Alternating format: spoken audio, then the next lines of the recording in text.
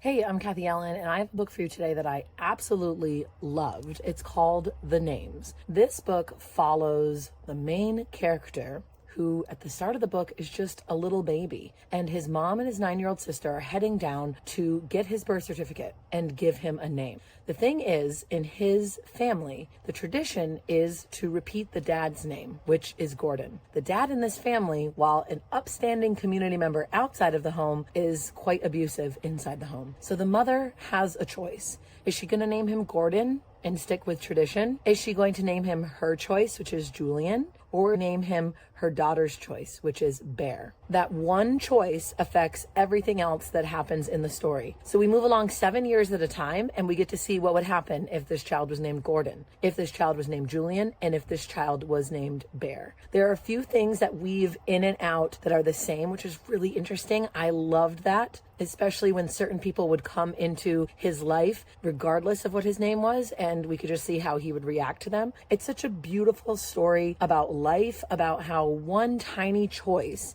can make such a huge difference, about redemption, family, found family, the family you come from, and whether what you come from is ultimately what you can ever be. This would be an awesome one for book clubs because there's so much to discuss in here. And I think it is one that anyone would enjoy because you get to follow these characters every 7 years for 35 years, and so many things come in and out. It is a page turner. It feels like everything is fresh while you're reading it, and it's going to really make you question the choices that you make in your everyday life. What if one little thing were different? How would your life be completely different as well? I hope that you give it a try. Until next time, happy reading.